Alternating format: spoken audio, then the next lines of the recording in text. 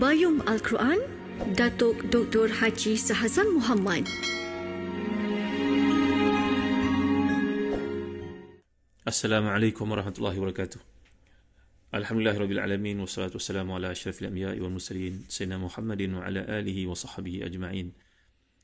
Allahumma salli wa sallim wa barik ala Muhammad wa ala ali Muhammad kama sallaita wa sallamta wa barakta ala Ibrahim wa ala ali Ibrahim fil alamin innaka Hamidum Majid. Amma ba'd.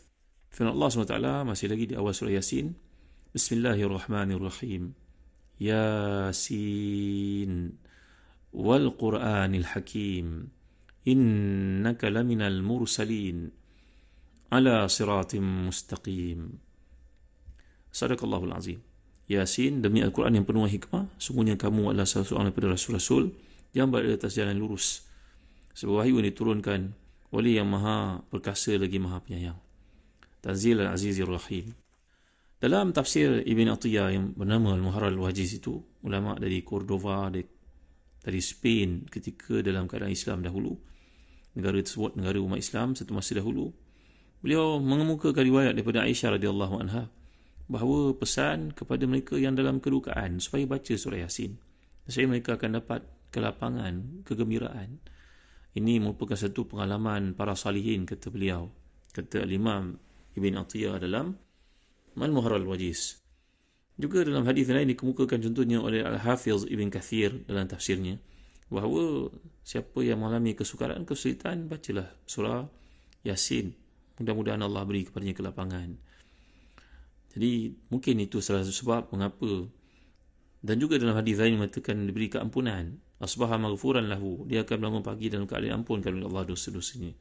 Mungkin kecenderungan masyarakat Melayu untuk mengamalkan hadis ini kerana ketidakmampuan mereka untuk membaca pada setiap malam.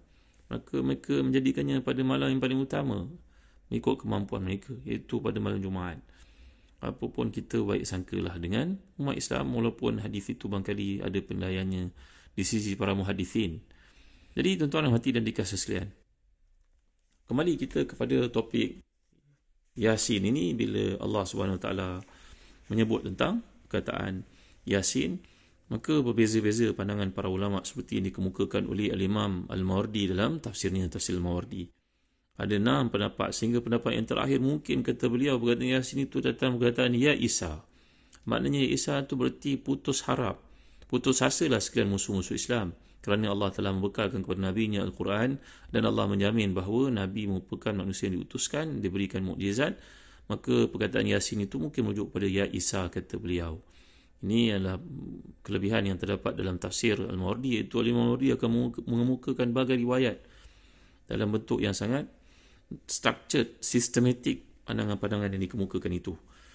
Jadi bila kita melihat perbezaan pendapat para ulama tentang perkara ini, seakan-akan Allah Taala berfirman bahawa kata dan kalimat yang kamu gunakan sehari-harian dalam percakapan kamu ini adalah kesimpulan daripada kata-kata Al-Imam Az-Zarkashi dalam kitab yang terkemuka itu Al-Burhan, bahawa walaupun kamu menggunakan perkataan yang sama, huruf yang sama, tapi kamu gagal untuk memahami, menandingi apa yang aku maksudkan. Jadi Yasin dan juga permulaan surah yang tertentu ini dipanggil surah Fawatihus Suwar itu, yang menggunakan 14 daripada 29 huruf-huruf hijaiyah ni. Jadi ini adalah, kamu takkan dapat menyusun seindah, seteliti apa yang terdapat dalam Al-Quran yang kami sampaikan kepada Nabi kami SAW. Mungkin juga kata Imam Tahir Ibn Ashur, lagi perkataan Yasin ini salah satu nama Nabi SAW, yang merujuk kepada Salamun ala Ilyasin dalam surah Safat ayat ke-130, yang mungkin difahami, kata beliau, mungkin merujuk kepada salam sejahtera tercurah kepada Nabi SAW, keluarga Nabi SAW. Pendapat ni pendapat yang kurang tepat, kerana jumhur para ulama tafsir menjelaskan perkataan Ilyas ini adalah merujuk pada Nabi Ilyas contohnya. Jadi tuan-tuan yang dimuliakan Allah sekalian, kemudian Allah menjelaskan bahawa Quran ini penuh dengan hikmah. Jadi selepas menggambarkan tentang kehebatan yang ada pada ayat yang awalnya Yasinul Quranil Hakim, maka Allah menyebut tentang Quran ini penuh dengan hikmah. Penyifatan tentang Quran ini mengandungi hikmah seperti yang digambarkan oleh Syed Qutb, seolah-olah disifatkan Quran itu satu manusia yang membawa hikmah, Jadi digambarkan di hadapan kita dia mempunyai kemaslahatan duniawi dan juga ukhrawi, dan seolah-olah macam dia mempunyai sifat makhluk yang hidup, berakal dan memiliki kehendak. Walaupun penyifatan Al-Quran ini merupakan metafora, tapi ia memberi kesan kepada kita bahawa Al-Quran itu memiliki roh. Dan memang sebenarnya membaca Al-Quran itu mendatangkan roh kepada kita. Itu sebab kalau seseorang daripada kita ingin jauh daripada gangguan sihir sebagai contohnya, bacalah surah Al-Fatihah. Iqra'u surat Al-Fatihah. Fa inna akhazaha barakah wa tarkaha hasra wa la tastati'uha al-batalah, dalam hadis sahih. Bacalah surah Al-Baqarah 286 ayat itu, kerana mengambilnya adalah keberkatan, meninggalkannya adalah penyesalan. Dan siapa yang baca surah Al-Baqarah itu tidak akan mampu dikuasai oleh syaitan, oleh ahli sihir. La tastati'uha al-batalah. Batalah merujuk pada saharah. Jadi maknanya Quran ini memiliki roh, tuan-tuan. Dia ada kekuatannya. Bila kita baca, dia kekuatan itu pindah kepada kita. Seperti itulah yang digambarkan oleh Allah dalam surah Asy-Syura ayat ke-52. A'udzubillahi minasyaitonirrajim. Wa kadzalika awhayna ilaika ruham min amrina. Ma tadri mal kitab wal iman, walakin ja'alnahu nuran nahdi bihi man nasha'u min ibadina. Wa innaka latahdi ila siratin mustaqim.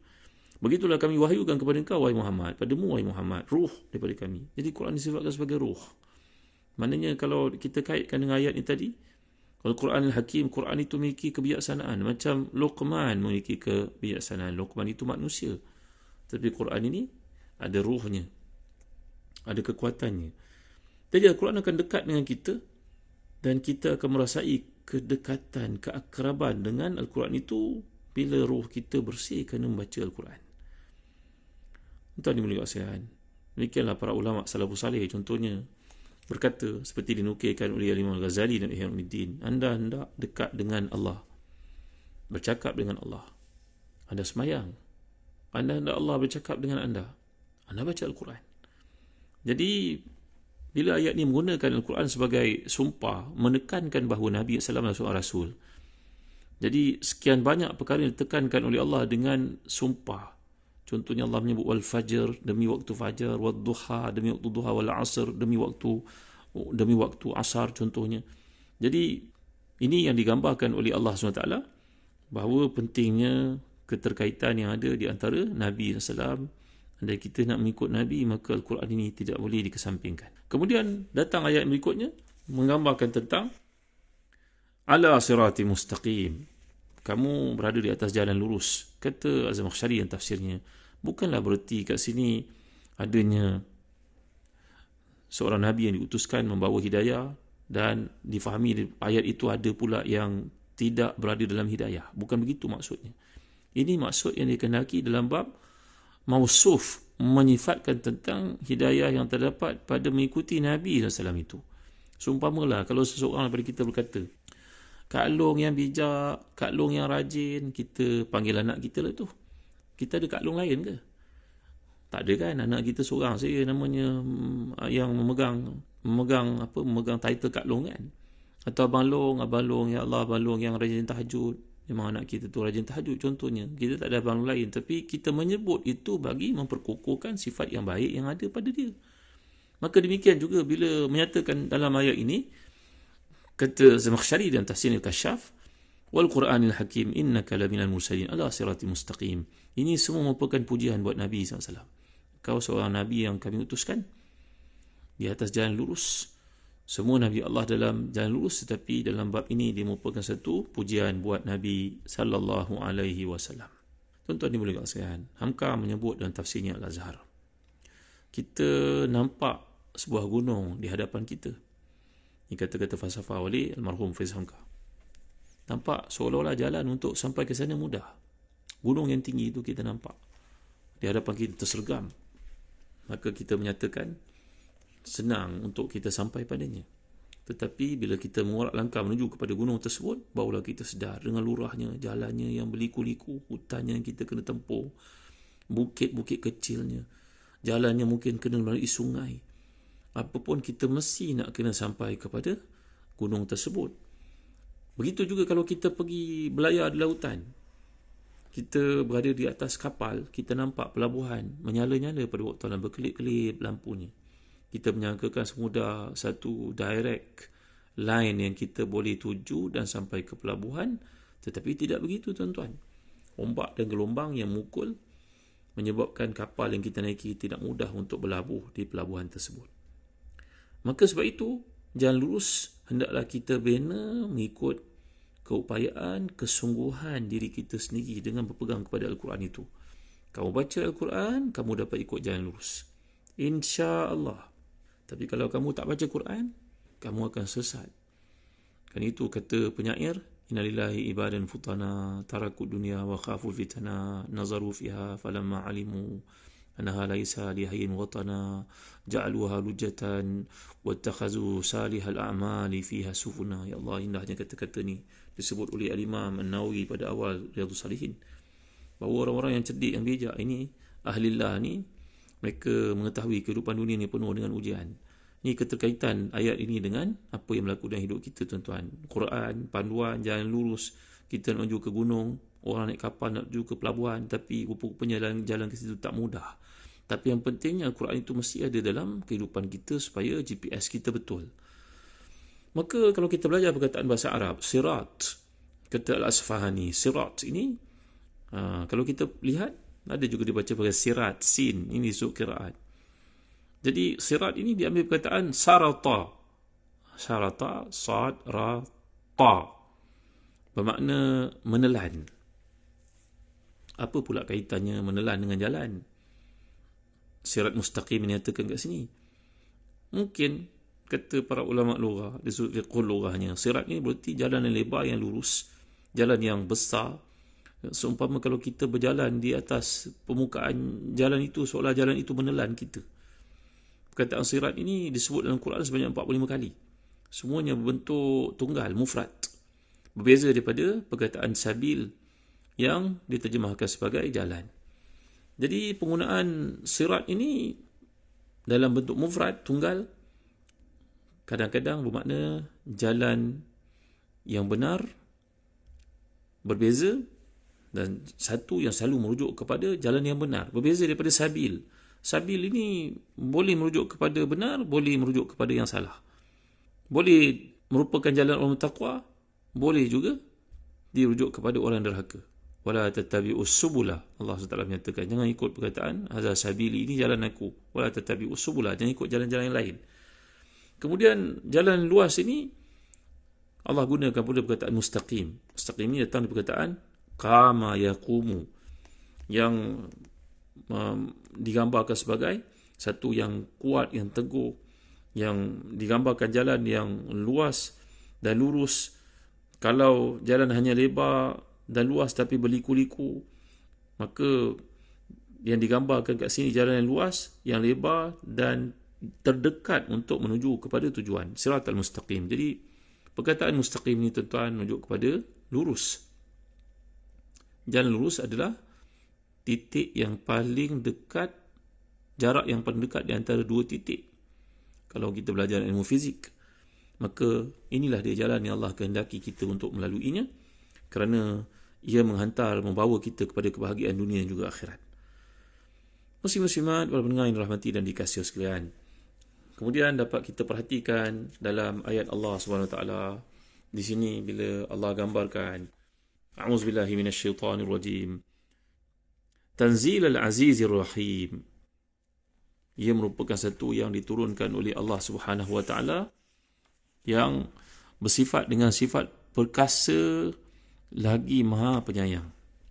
Jadi aziz ini, kalau kita belajar dalam bahasa Arab, perkataan aziz, aziz ni contohnya datang perkataan azza ya'izzu, lain daripada azza ya'uzzu, lain daripada azza ya'azzu.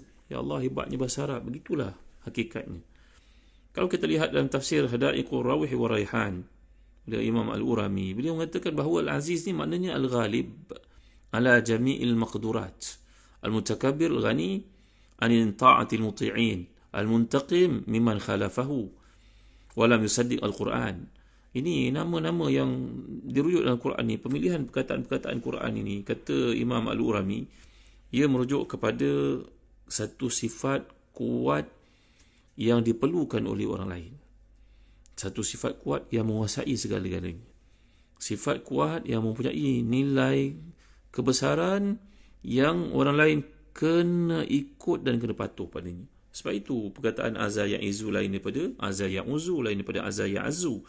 InsyaAllah kita akan lihat penggunaan ini mengikut bahasa Arab. Ia sangat membantu kita untuk memahami Al-Quran, kerana seperti yang telah saya jelaskan, maksud tafsir ini, kata Imam Zarkashi dalam Burhan fi Ulumil Quran, satu tafsir yang menarik. Apa maksud tafsir? Wa bayan ma'anil Quran wa istikhraj ahkamihi wa hikamihi. Kamu nak mentafsir Al-Quran, kata Imam Zarkashi dalam Burhan, dia merujuk kepada penerangan isi Al-Quran, perkataan Quran itu, dan mengeluarkan segala bentuk hukum hakamnya dan hikmah-hikmah yang ada padanya. Mudah-mudahan dengan memahami perkataan Quran ini, lebih dekat kita kepada kehendak yang Allah SWT curahkan dalam ayat yang indah ini, sehingga kita bertemu lagi dalam kuliah akan datang. Wallahu a'lam, sallallahu ala sayyidina Muhammad wa ala alihi wa sahbihi wasallam. Walhamdulillahi rabbil alamin. Wa barakallahu fikum. Wassalamualaikum warahmatullahi wabarakatuh.